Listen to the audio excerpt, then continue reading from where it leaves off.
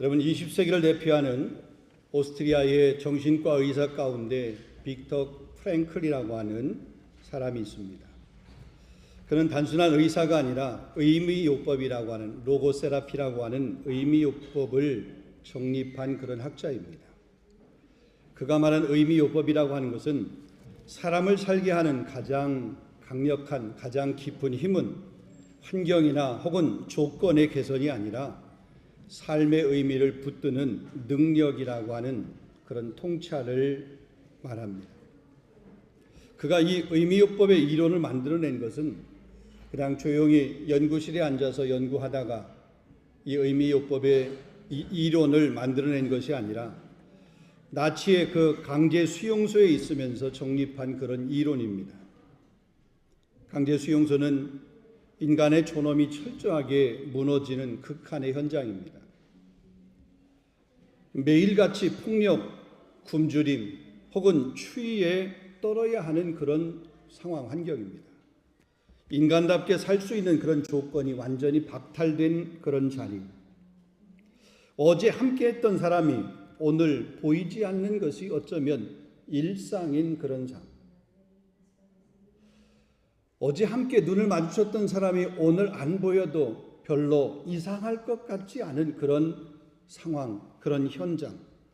생존의 위협, 어떻게 생존을 위해서 몸부림을 쳐야만 한 그런 환경, 강제 수용소.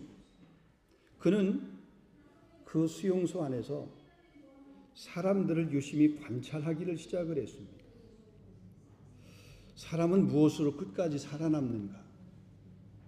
그 혹독한 현실 속에서 누가 더 오래 견디는가? 그들을 그렇게 버티게 하는 그 삶의 한 가닥 희망이라고 하는 것을 붙들고 그 몸부림치면서 살아내는 그 순간 그 사람은 도대체 무엇이 그 사람을 그렇게 붙들고 있는가? 그 사람을 버티고 있는 그 힘은 무엇인가? 이런 것들을 관찰하기를 시작을 했습니다.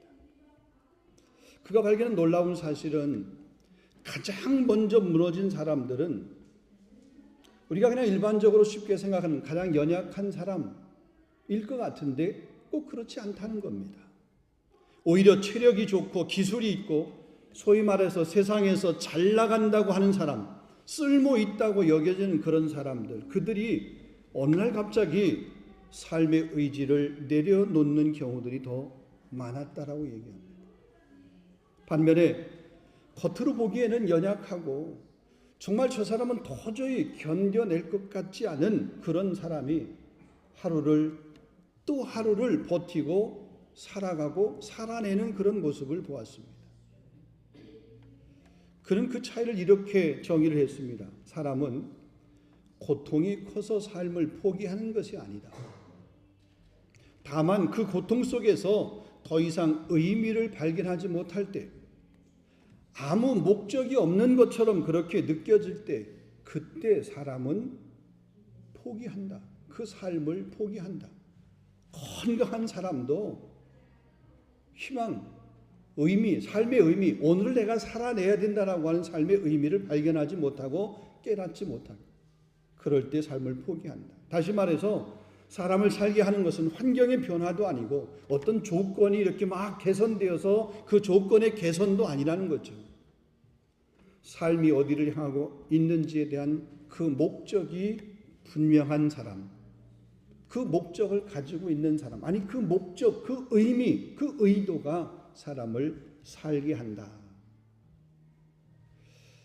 여러분, 이것은 우리 신앙의 자리에서도 그대로 적용이 됩니다.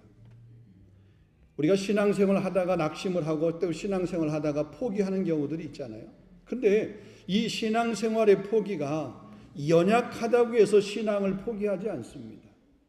여러분, 문제가 있다고 해도 그 문제 때문에 신앙을 포기하지도 않습니다. 뭔가 실패했습니다. 그 실패했다고 믿음을 내려놓지도 않습니다. 우리가 살다가 보면 넘어질 수 있습니다. 한 번 넘어졌다고 그 삶을 포기하지 않습니다. 여러분, 성경을 보면 연약함 속에서도 끝까지 믿음을 붙들고 산 사람들이 얼마나 많이 있습니까? 실패와 고난 이후에도 다시 일어나서 하나님을 붙든 사람들이 성경에 얼마나 많이 있습니까? 아니, 성경뿐만 아니라 우리 믿음의 선진들 우리 주변에도 보면 이런 실패 가운데도 다시 일어나고 절망의 환경 가운데도 다시 일어나서 다시 믿음의 그 줄을 붙들고 달려가는 사람이 얼마나 많이 있습니까?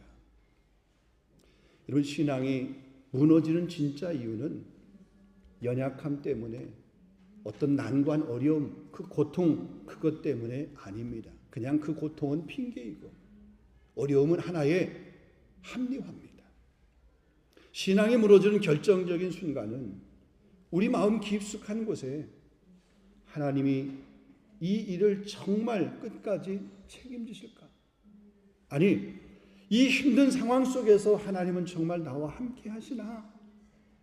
여러분, 아무리 힘들어도 그 힘든 환경 가운데 하나님이 나와 함께 하셔. 하나님은 오늘 내 삶의 현장에 함께 계셔. 여러분, 이게 흔들리지 않으면, 이것에 대한 의심이 없고 이것에는 확신이 있다면 아무리 힘들어도, 정말 죽을 것 같은 그런 상황에도 견뎌내고 또 버텨내고 또 거기에서도 다시 소망을 붙들게 됩니다. 이런 신앙생활을 하다 교회를 떠나가는 사람이 있습니다. 아니, 우리 3일 장로교회를 다 섬기다가, 혹은 우리 파리에도 여러 교회들이 있으니까 주변에 다른 교회를 섬기기 위해서 옮겨가는 이런 경험 말고, 신앙생활을 하다가 이제 교회라고 하는 그 공동체에 발을 내려놓고 가난한 성도로서 세상 가운데 살아가는 그런 사람들이 있습니다.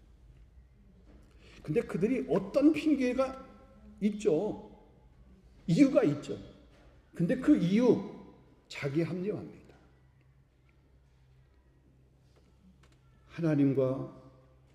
하나님이 함께 하신다고 하는 그런 믿음, 이게 있다라고 그러면 결코 가난한 신자, 가난한 성도로 머물지는 않는 거예요. 지금 고린도 교회가 이러한 상황에 처해 있습니다. 그래서 바울은 그런 고린도 교회에게 하나님은 시작하신 일은 반드시 책임지신다, 하나님은 끝까지 붙드시는 분이시다 라고 하는 것을 분명하게 말해주고 있습니다. 오늘 이 말씀을 우리가 같이 한번 생각하면서, 하나님은 우리와 끝까지 함께 하신다, 하나님은 나를 붙들고 계시다, 하나님은 우리 가정을 붙들고 계시는 하나님이시다, 하나님은 우리 교회를 붙들고 계시는 하나님이시다 라는 것을 다시 한번 마음 가운데 굳게 다짐할 수 있는, 결심할 수 있는 그런 귀한 시간이 되기를 원합니다. 자, 첫 번째 보겠습니다. 첫 번째는, 하나님은 우리를 은혜로 부르셨습니다. 다른 말로 얘기해서 우리의 구원을 시작하시는 분이 누구시냐? 하나님이세요. 우리가 아니에요. 하나님이 우리의 구원을 시작하신 거예요. 자, 본문 4절 말씀을 보겠습니다. 그리스도 예수 안에서 너희에게 주신 하나님의 은혜로 말미암아 내가 너희를 위해서 항상 하나님께 감사하노니. 우리가 잘 아는 것처럼 이 고린도 교회는 결코 그렇게 모범적인 교회가 아니었습니다. 교회 안에 분열, 파당의 문제들이 있었습니다. 자기 과시에서 비롯된 교만도 있었습니다. 심각한 죄의 문제도 있었습니다. 우리 고린도전서를 보게 되면 세상에도 있지 않는, 세상 사람도 짓지 않는 그런 죄의 모습들이 고린도 교회 안에 있다라고 고린도 교회를 책망하는 모습도 있습니다. 심각한 죄의 문제도 있어요. 자, 그럼에도 불구하고 바울은 이 고린도 교회에게 편지를 쓰면서 책망으로 편지를 시작하지 아니하고 오히려 감사로 그 편지를 시작하는 것을 보게 됩니다. 왜 그럴까요? 왜 책망의 요소가 많은데, 아니 세상에도 있지 않는 그런 죄의 모습이 고린도 교회 안에, 그것도 교회 안에 있는데 이 고린도 교회 성도를 향해서 편지하면서 왜 감사하다라고 하는 그런 말을 꺼낼까요? 여러분, 그것은 그들의 그 현재 그 모습 때문이 아닙니다. 그들의 성숙도나 혹은 그들의 상태 때문도 아닙니다. 그들에게 이미 주어진 은혜, 하나님께서 그들 가운데 무엇을 시작하신 것, 그것 때문에 그런 거죠. 은혜로 그들을 부르셨다는 것, 그것 때문에. 여기서 바울은 우리 구속사의 출발점을 명확하게 분명하게 말하고 있습니다. 구원은 인간의 결단, 인간의 노력으로 시작되지 않습니다. 구원은 하나님의 은혜로 시작되는 거죠. 이것이 고린도전서만 말하고 있는 그런 메시지가 아닙니다.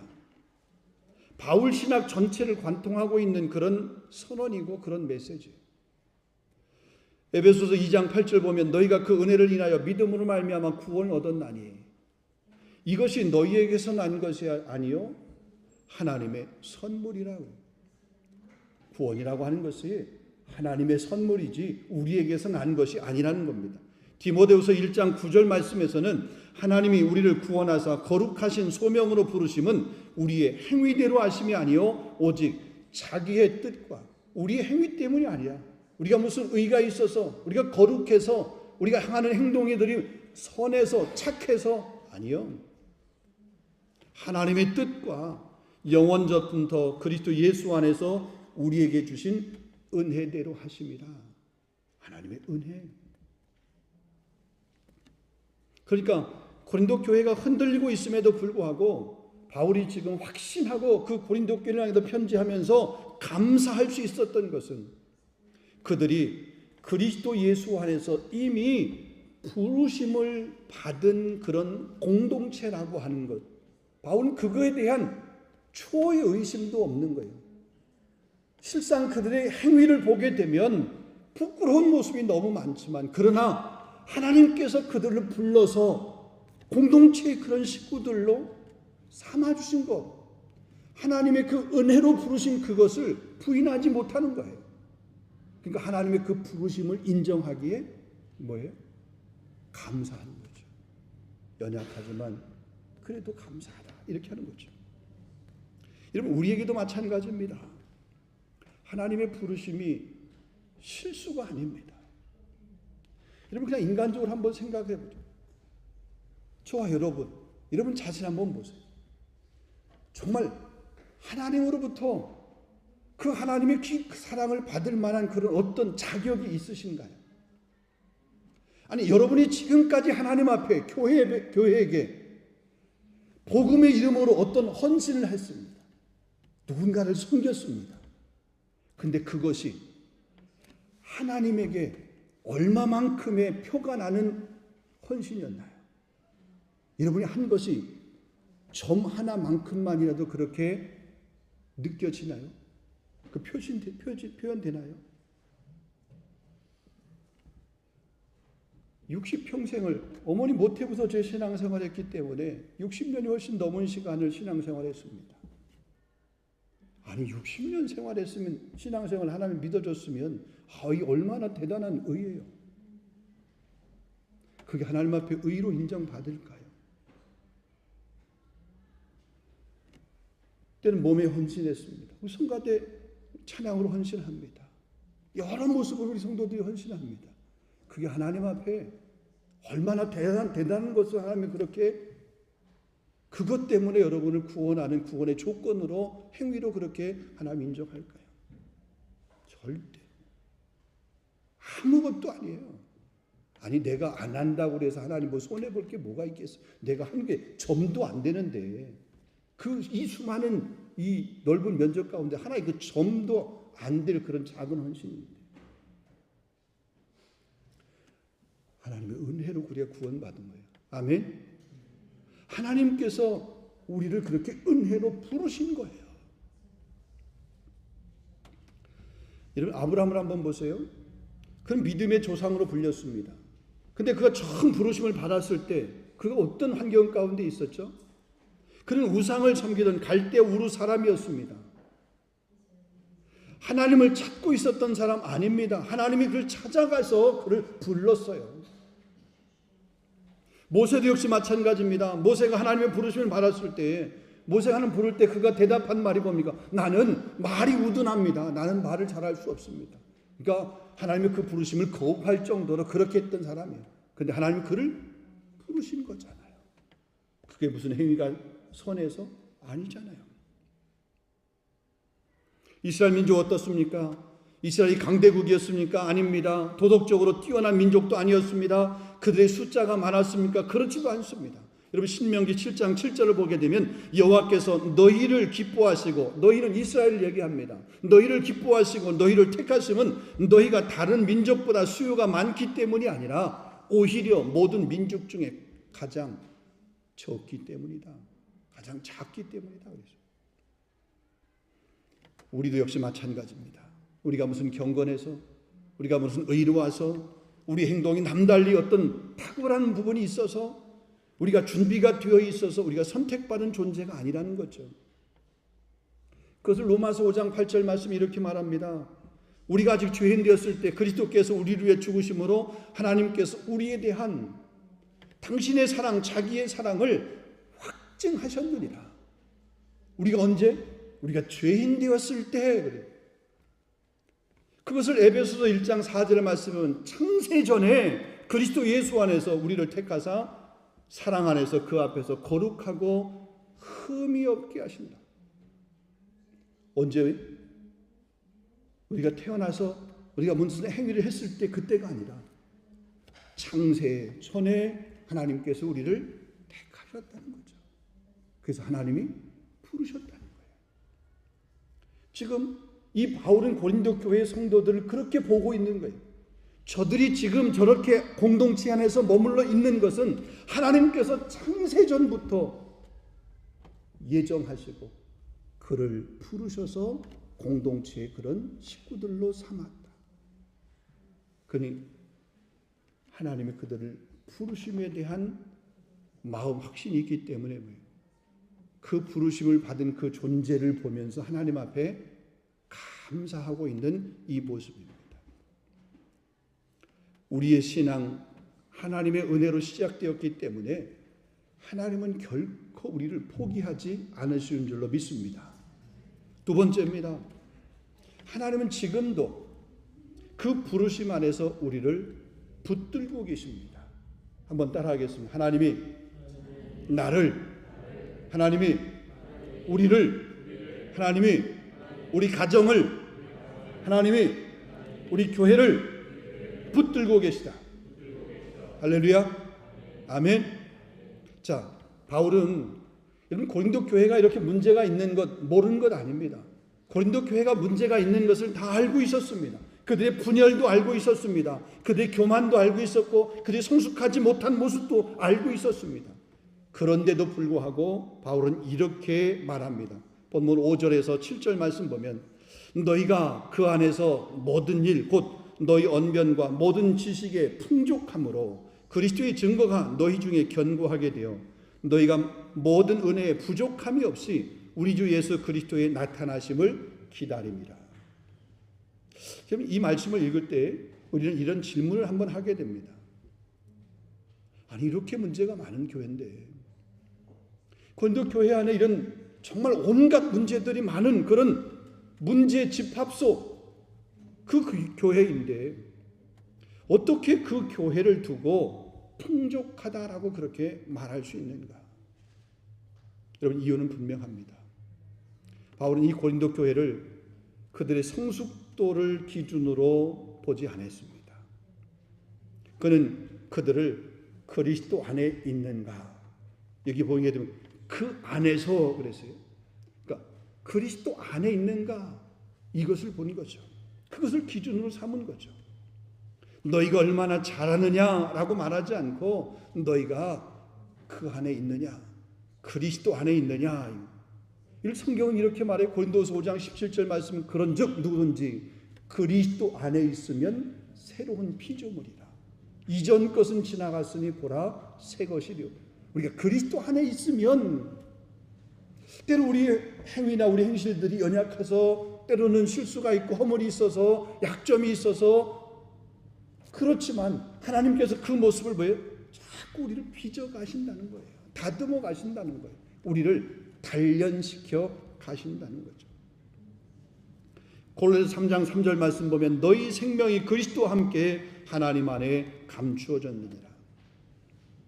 그러니까 우리가 누구 안에 있는가? 그리스도 안에 있는가?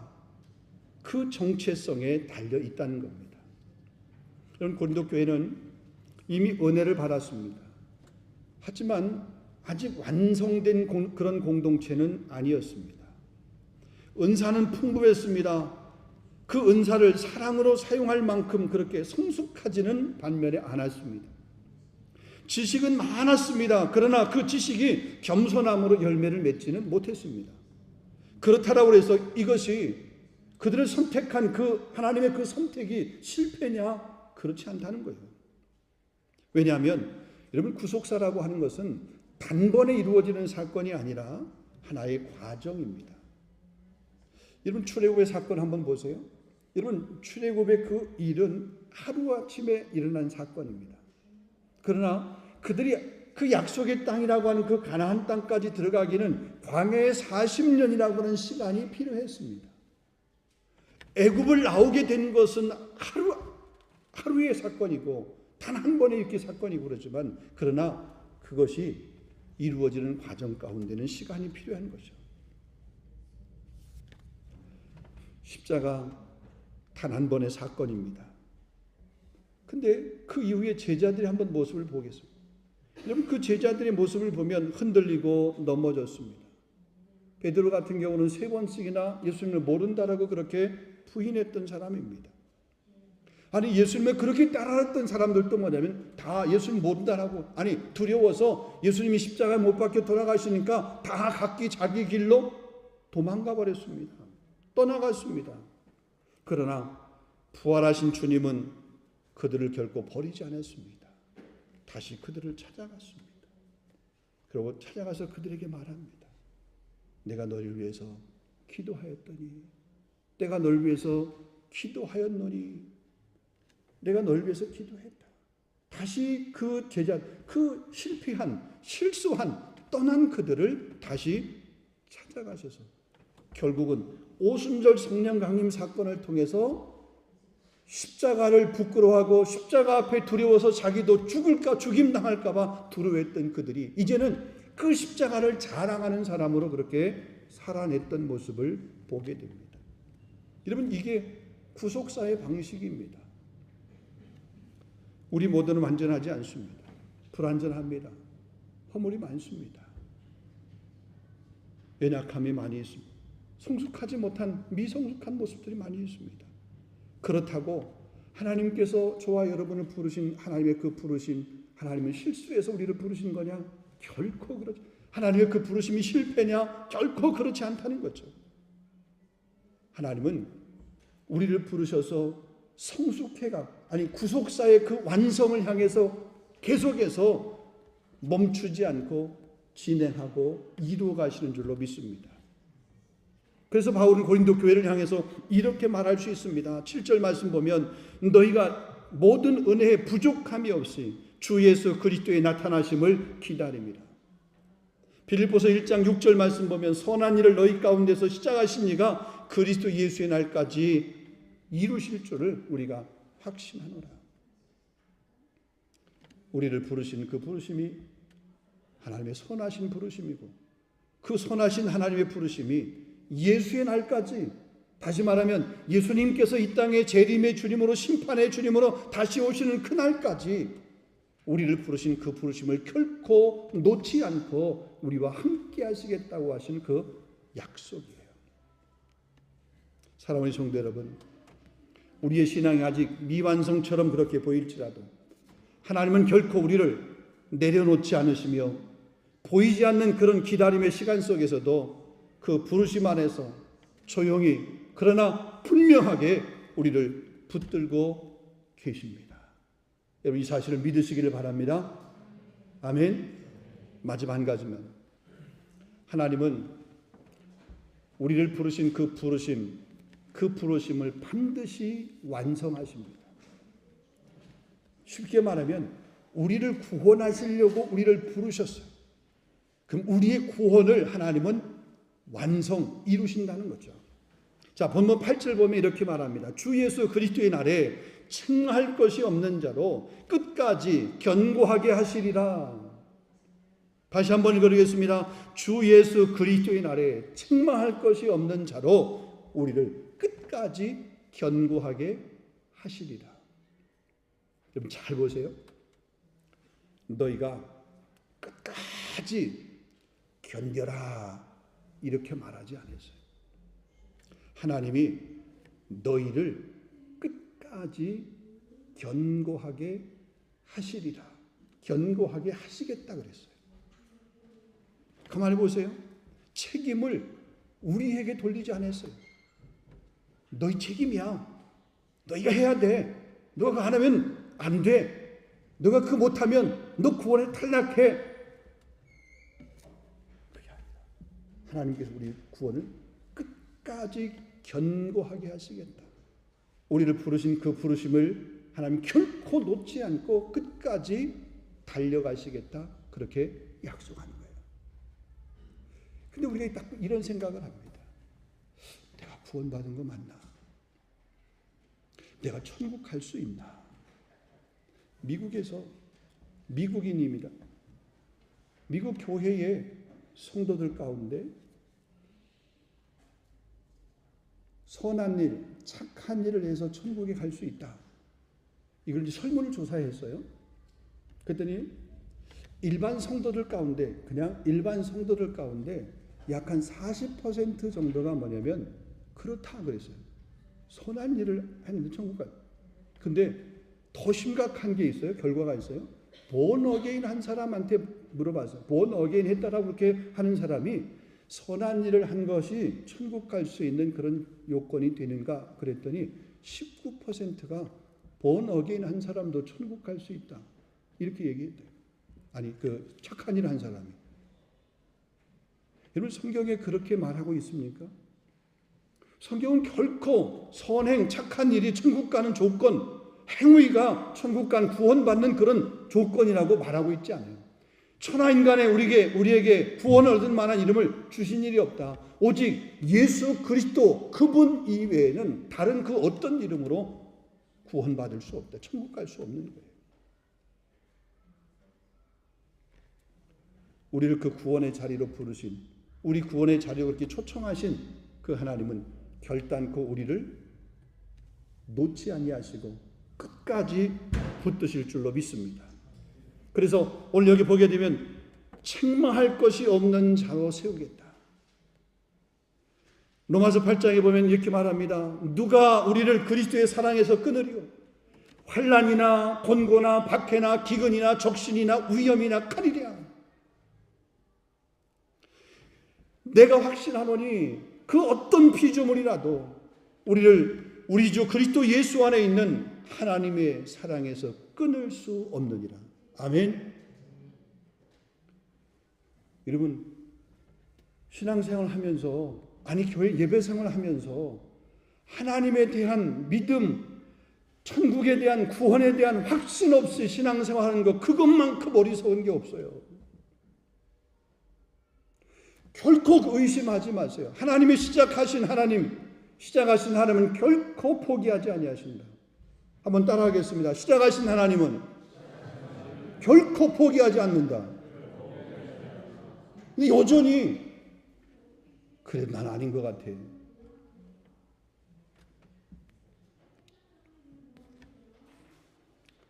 여러분, 십자가가 그걸 증언하고 있어요.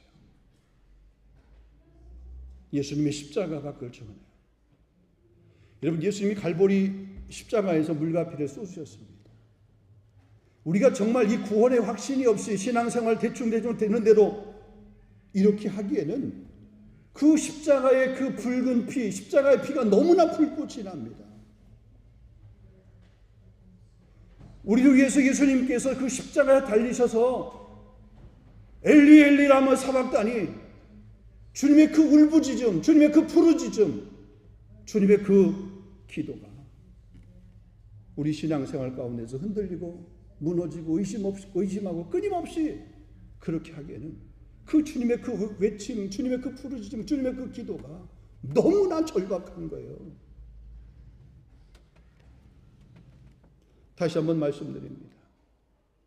우리를 끝까지 붙드시는 하나님, 그 하나님을 여러분 신뢰하시기를 주님의 이름으로 축원합니다. 근데 뭔가 안 이루어졌어요. 뭐 기도했는데도 아직 내 삶 현장과 어떤 변화가 안 일어나요.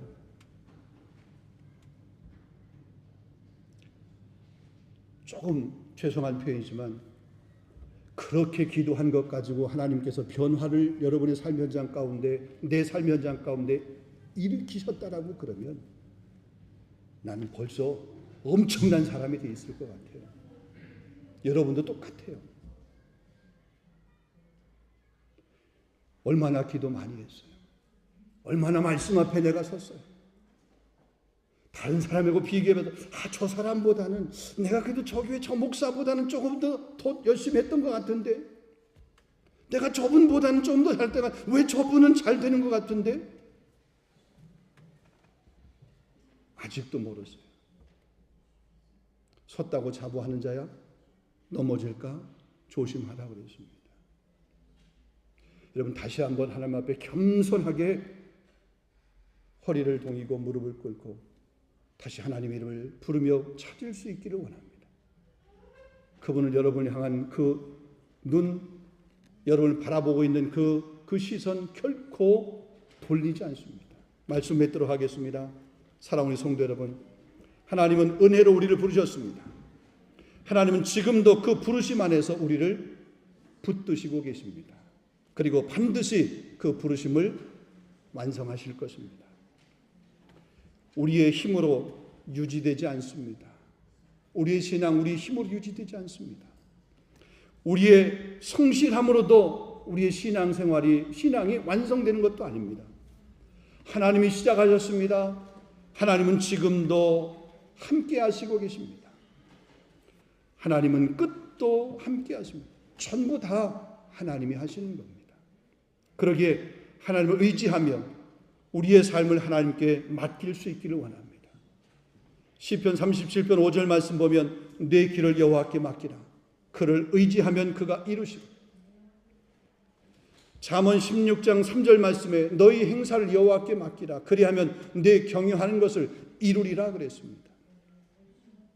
베드로전서 5장 7절 말씀 보면 너희 염려를 다 주께 맡겨라. 이는 그가 너희를 돌보심이라.